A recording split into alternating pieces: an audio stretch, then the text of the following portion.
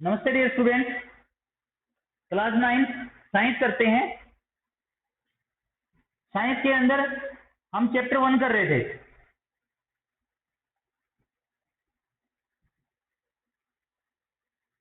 Matter in और surrounding, उसके अंदर हमने स्टेट्स ऑफ मैटर कर लिया था और वो इंटरकन्वर्ट कैसे होते हैं, इंटरकन्वर्टेबल होते हैं कि नहीं होते हैं उनके स्टेट, वो कर लिया था।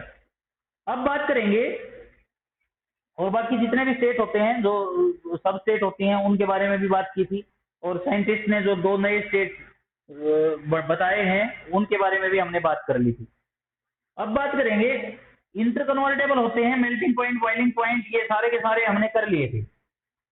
अब जैसे एक एग्जांपल है 0 डिग्री सेल्सियस है, टेम्परेचर की यूनिट होती है क्या, डिग्री सेल्सियस। टेम्परेचर की 3 यूनिट होती हैं, एक डिग्री सेल्सियस होती है, एक फ़ारेनहाइट होती है और एक होती है आपकी केल्विन। क्या होती है? केल्विन। तो फ़ारेनहाइट को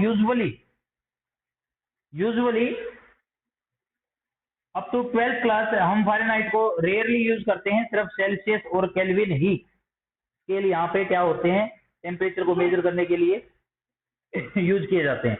अब इन दोनों के बीच में रिलेशन क्या होता है ये भी आपकी बुक में है, तो बस सिर्फ इतना बता देता हूं कि जो केल्विन होता है सेल्सियस से 273 बड़ा होता है। कितना बड़ा होता है?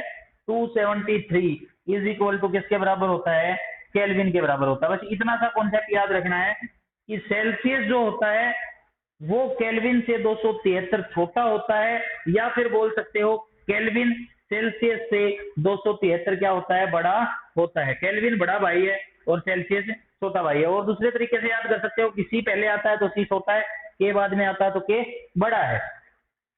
तो क्वेश्चन आ जाता है कई बार कि 100 डिग्री सेल्सियस को आप केल्विन में बदलिए, कितना केल्विन हो जाएगा? इज इक्वल टू 273 प्लस 100, कितना हो जाएगा? 373 केल्विन।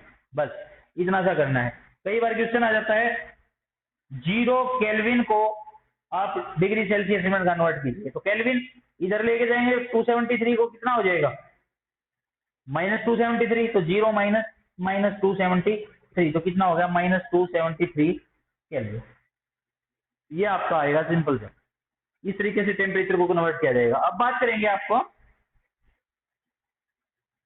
कि 0 डिग्री सेल्सियस, जैसे मैंने बोला था 0 डिग्री सेल्सियस पे हमारे को पता है कि बर्फ जम जाती है। अब एग्जैक्टली 0 डिग्री सेल्सियस जो है उस पे क्या क्या होगी, पानी की क्या स्टेट होगी? वो बर्फ होगा या पानी होगा? बर्फ होगा या पानी होगा, वो चीज हम डिस्कस करेंगे। 0 डिग्री सेल्सियस पे पानी जो होता है वो बर्फ की फॉर्म में भी मिल सकता है और पानी की फॉर्म में भी मिल सकता है। यानी कि वो बर्फ भी हो सकता है और पानी भी हो सकता है। रीजन, बर्फ देखी होगी आपने कई बार, बहुत मतलब बर्फ की जो बड़ी बड़ी टुकड़ियां होती हैं उनके अंदर से भाप निकलती है। भाप निकलती है, भाप अपने आप ही भाप निकलती है, भाप निकलती रहती है। लेकिन पानी नहीं बनता, उसका लेट बनता है। रीजन रीजन रीजन है भाप, जो वो भाप बनी है। और ये भाप बॉइलिंग पॉइंट पे नहीं बनी, ये भाप बॉइलिंग पॉइंट पे नहीं बनी, पानी के उबलने से नहीं बनी, अपने आप ही बनी है। तो ऐसी भाप जो अपने आप बनती है वो कहलाती है इवेपोरेशन। क्या कहलाती है? इवेपोरेशन। यानी कि क्या होना, बिना उबले हुए, बिना बॉइलिंग पॉइंट पे पहुंचे पानी की भाप बन जाना, वो प्रोसेस कहलाता है क्या? इवेपोरेशन। बॉइलिंग पॉइंट पे पानी की भाप बनना, वो तो क्या कहलाएगा? बॉइलिंग। क्या कहलाएगा? बॉइलिंग, पानी का उबलना। लेकिन ये उबलना नहीं है, ये तो क्या था? भाप बनना था, जो नॉर्मली बनती है, जो नॉर्मली बनती है। कहीं पे भी पानी गिरा दो वो उबलेगा नहीं, उसकी सीधी भाप बन जाती है, तो वो कहलाती है क्या? इवेपोरेशन। इवेपोरेशन। इस इवेपोरेशन का काम क्या होता है? ये भाप बनती क्यों है, कभी सोचा है? भाप बनती है किसी भी चीज को ठंडा करने के लिए। किसी भी चीज को ठंडा करने के लिए आपने चाय ली, चाय बनाई, चाय को रख दिया, उसके अंदर से भाप निकलेंगी, चाय ठंडी हो जाएगी। आप उसके ऊपर कुछ रख दो, उसके अंदर से भाप नहीं निकलेंगी, तो चाय लेट ठंडी होगी। तो इवेपोरेशन का काम क्या है? किसी भी चीज को कूल करना। यानी इसका मेन कॉन्सेप्ट पर्पज है क्या है? कूलिंग। क्या है? कूलिंग। और इसी कारण से 0 डिग्री सेल्सियस पे पानी भी हो सकता है और क्या हो सकता है, बर्फ भी मिल सकती है। Reason evaporation. इसकी जो पानी की जो आइस की गर्मी थी, क्या हुआ, आइस की गर्मी अगर भाप बनने में यूज हो जाएगी, आइस की गर्मी अगर उसको भाप बना देगी सीधा का सीधा पानी, आइस को ही, जो पानी का ही एक रूप होती है, तो ऐसे में क्या होगा, पानी बनेगा ही नहीं, पानी बनेगा ही नहीं, सीधा का सीधा क्या रहेगा, या तो आइस रहेगी या फिर क्या रहेगी, भाप। और अगर इसकी एनर्जी को इवेपरेशन से रोक दिया जाए, भाप बनने से क्या हो जाए, रोक दिया जाए, तो क्या हो जाएगा, वो आइस नहीं रहेगी बल्कि क्या बन जाएगा, पानी। उस बर्फ का क्या बन जाएगा, पानी। उम्मीद है समझ आया होगा। एक आइस से एक चीज और याद आती है कि हमने बात की थी कि जब भी स्टेट चेंज होती है, यानी सॉलिड से लिक्विड स्टेट के अंदर जाते हैं, तो ऐसे में होता क्या है, हमने बोला था पार्टिकल डेंसिटी क्या होती है, इंक्रीज होती है। पार्टिकल डेंसिटी क्या होती है, इंक्रीज होती है। लेकिन आइस के केस में ऐसा नहीं होता। आइस क्या होती है, सॉलिड, और पानी क्या होता है, लिक्विड। 0 से 4 डिग्री सेल्सियस तक, 0 से 4 डिग्री सेल्सियस तक, बुक में शायद दिया हो, नहीं दिया हो आप देख लीजिए, लेकिन 0 से 4 डिग्री सेल्सियस तक पानी से जब बर्फ बनती है तो इसकी डेंसिटी क्या होती है, कम होती है। क्या होती है, कम। यानी अगर आप थोड़ा पानी लेंगे, एक गिलास को इतना पानी से भरेंगे, तो उसके अंदर क्या हो जाएगी, बर्फ इतनी सारी हो जाएगी, यानी बर्फ यहाँ तक हो जाएगी। और कई बार आपने देखा भी होगा, जब आप पूरे गिलास को भर के रख देते हो फ्रीज में, यहाँ तक का भर के अगर आपने फ्रीज में रख दिया है, तो उसके अंदर क्या हो जाता है, बर्फ कुछ इस तरीके से जम जाती है। तो आइस की डेंसिटी ज्यादा होगी पानी की अपेक्षा। पानी की डेंसिटी सिर्फ 4 डिग्री सेल्सियस तक कम होगी, उसके बाद इसकी डेंसिटी क्या हो जाएगी, बढ़ना शुरू हो जाएगी। अब बात करेंगे इवेपोरेशन की। ये चीजें हमने कर ली, इवेपोरेशन होता है, इवेपोरेशन एक सेपरेट टॉपिक है। तो इवेपोरेशन ये तो पढ़ लिया कि इवेपोरेशन क्या होता है, कैसे होता है। भाई किसी भी चीज की गर्मी क्या करती है, इवेपोरेशन कर देती है, और वो चीज ठंडी हो जाती है, ठंडी होनी शुरू हो जाती है।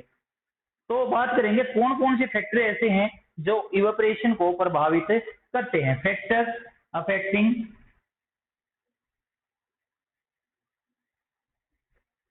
इवेपोरेशन, कौन कौन से ऐसे फैक्टर होते हैं। सबसे पहले बात, चाय से उठा लो, चाय एक छोटे से प्याले में रखी हुई है और चाय एक बड़े प्याले के अंदर, फैले हुए प्याले के अंदर रखी हुई है, तो बड़े वेसल के अंदर जो चाय रखी होगी वो जल्दी ठंडी हो जाएगी, और सेम अमाउंट अगर चाय छोटे प्याले में रखी होगी तो वो क्या होगी, लेट ठंडी होगी। तो इसका मतलब जो आउटर सरफेस एरिया है, जो भाप निकलने का एरिया है, वो जितना ज्यादा होगा, वो उसमें उतनी ही ज्यादा क्या होगी, इवेपोरेशन होगी। तो सबसे पहला क्या है, सरफेस एरिया। जितना सरफेस का एरिया होगा, जितना भाप निकलने का एरिया हो ज्यादा होगा, उतना ही ज्यादा क्या होगा, इवेपोरेशन होगा। दूसरी चीज, टेम्परेचर भी बोल सकते हो, आउटसाइड टेम्परेचर भी और लिक्विड का टेम्परेचर भी। जो जितना ज्यादा गर्म होगा उतना ही ज्यादा क्या होगा, भाप निकलेगी। बाहर भी जितनी ज्यादा गर्मी होगी, बाहर गर्मी ज्यादा होगी तो इवेपोरेशन क्या होगा, गर्मी। और एक चीज होती है ह्यूमिडिटी, गर्मी और ह्यूमिडिटी। ह्यूमिडिटी क्या होता है, presence of water vapours in air. अब जो भाप निकलती है वो जाती कहाँ पे है, भाप जो निकलती है पानी की वो जाती कहाँ पे है, हवा में। हवा के अंदर अगर पहले ही ज्यादा पानी है, हवा के अंदर अगर पहले ही ज्यादा पानी है, तो हवा की इतनी कैपेसिटी नहीं होगी कि वो बहुत सारे पानी को सोख सके। तो ऐसे में क्या होगा, इवेपोरेशन क्या होगा, कम होगा। लेकिन ह्यूमिडिटी का अगर कम होगी, सूखी हवा होगी। देखो कूलर अब चलने शुरू हो गए लोगों के, कूलर के अंदर से दो तरह की हवा निकलती है। एक तो निकलती है बिल्कुल सूखी हवा, जब बिना पानी के चलाते हो, और एक जब पानी से चलाते हो तो कैसे निकलती है, गिल्ली हवा। अगर कमरा बंद करके आप कूलर को रात को ऑन करके सोओगे तो सुबह चिप चिप मिलेगा सारी जगह। क्यों, क्योंकि जो हवा थी वो क्या थी, उसके अंदर ह्यूमिडिटी क्या थी, ज्यादा थी। तो जितनी ज्यादा ह्यूमिडिटी होगी उतना ही इवेपोरेशन क्या होगा, कम होगा। जितनी कम ह्यूमिडिटी होगी उतना ही इवेपोरेशन क्या होगा, ज्यादा होगा। तीसरी चीज होती है विंड स्पीड। जितनी ज्यादा विंड स्पीड होगी, जितनी ज्यादा हवाएं तेज चलती होंगी उतना ही ज्यादा क्या होगा, इवेपरेशन होगा, उतनी ही ज्यादा क्या निकलेंगी, भाप निकलेंगी। अब एक छोटा सा टॉपिक और, इसको रहने देता हूं। कहां कहां इवेपरेशन प्रैक्टिकल लाइफ में एग्जिस्ट करता है? इवेपरेशन कहां कहां, हम कपड़े सुखाते हैं, इवेपरेशन के कारण क्या होते हैं, कपड़े सूख जाते हैं। इवेपरेशन के कारण ही जब हम कोई बॉडी पे परफ्यूम वगैरह क्या करते हैं, स्प्रे करते हैं, परफ्यूम हमने अपनी बॉडी पे स्प्रे किया तो क्या हुआ, हमारी बॉडी की जो हीट थी वो क्या होगी, परफ्यूम का जो कंटेंट, जो भी चीज परफ्यूम की हमारे ऊपर लगी है, जो भी लिक्विड परफ्यूम का हमारे ऊपर आया है, उसको उड़ाने में, उसकी भाप बनाने में क्या होगी, यूटिलाइज होगी, और हमारी बॉडी को क्या होती है, ठंडक फील होती है। मटके में रखा हुआ पानी ठंडा हो जाता है, सबसे मेन कॉन्सेप्ट है, मटके में रखा हुआ पानी ठंडा क्यों हो जाता है, क्यों हो जाता है, क्योंकि जो क्ले पॉट होता है यानी मिट्टी का जो घड़ा होता है, उसके अंदर क्या होते हैं, इतने छोटे छोटे छेद होते हैं कि उनके अंदर से पानी तो बाहर नहीं आ सकता, पानी तो बाहर नहीं आ सकता, लेकिन उसके अंदर से इवेपरेशन क्या आ सकता है, बाहर आ सकता है, छोटे छोटे छेद होते हैं उसके अंदर जो हमारे को विजिबल नहीं होते। तो ऐसे केस में होता क्या है, पानी की जो गर्मी होती है, अंदर जो गर्मी होती है, वो पानी को इवेपरेट कर देती है और पानी की भाप बाहर निकल जाती है और अंदर का पानी क्या हो जाता है, ठंडा हो जाता है। लेकिन कोई भी स्टील का बर्तन, स्टील के बर्तन में अगर आप पानी रखेंगे तो क्योंकि उसके अंदर क्या है, छोटे छोटे होल नहीं है, पोरस नहीं है वो, तो ऐसे में क्या होगा, जो पानी की इवेपरेशन होगी वो पानी के अंदर ही बन के रह जाएगी और उसका टेम्परेचर कम नहीं होगा। क्ले पॉट के अंदर से क्या होता है, इवेपरेशन बाहर चला जाता है और घड़े के अंदर रखा हुआ पानी क्या हो जाता है, ठंडा हो जाता है। तो ये था इवेपरेशन का पूरा कॉन्सेप्ट। इसके अलावा दो डेफिनेशन आपकी बुक के अंदर दी होंगी। लेटेंट हीट, लेटेंट हीट का मतलब होता है गुप्त उष्मा, गुप्त उष्मा, ऐसी उष्मा जो दिखाई नहीं देती, विजिबल नहीं होती, कहां गई, कहां गई वो हीट। अब यहां पे दो तरह की लेटेंट हीट दी है, एक है लेटेंट हीट ऑफ वेपराइजेशन और एक है लेटेंट हीट ऑफ फ्यूजन। कौन कौन सी है ये? दोनों की लगभग एक जैसी डेफिनेशन है। फ्यूजन का मतलब होता है सॉलिड से लिक्विड बनना, वेपर का मतलब होता है लिक्विड से क्या क्या बनना, गैस में कन्वर्ट होना। 1 kg लिक्विड को, 1 किलो लिक्विड को उसके बॉइलिंग पॉइंट पर पूरी तरह से भाप में परिवर्तित करने के लिए जितनी एनर्जी की जरूरत होती है वो कहलाती है लेटेंट हीट ऑफ वेपराइजेशन। दोबारा बता देता हूं, 1 किलो लिक्विड को उसके बॉइलिंग पॉइंट पे पूरी तरह से भाप में परिवर्तित करने के लिए यानी वेपर्स में कन्वर्ट करने के लिए जितनी एनर्जी की जरूरत होती है वो क्या कहलाती है, latent heat of vaporisation. Energy का मतलब यहाँ हीट एनर्जी से है। अब latent heat of fusion same to same, किसी भी सॉलिड को उसके मेल्टिंग पॉइंट पे पूरी तरह से लिक्विड में कन्वर्ट करने के लिए जितनी हीट एनर्जी की जरूरत होती है वो कहलाती है latent heat of fusion, latent heat of fusion. लेकिन सिर्फ इतना ध्यान रहे कि लेटेंट हीट ऑफ फ्यूजन जो होती है उसके अंदर प्रेशर जो होता है वो कांस्टेंट रहता है, यानी एटमॉस्फेरिक प्रेशर के बराबर रहता है, एक्सटर्नल प्रेशर लगाया नहीं जाता। यहाँ पे ये पूरा का पूरा जो फर्स्ट चैप्टर था आपका वो खत्म होता है। मैटर इन आवर सराउंडिंग, ये चैप्टर होता है कंप्लीट। आप इस चैप्टर को अच्छे से पढ़िए, कुछ समझ नहीं आया तो मेरे से पूछिए, कॉन्टेक्ट कीजिए या कमेंट कीजिए। Thank you.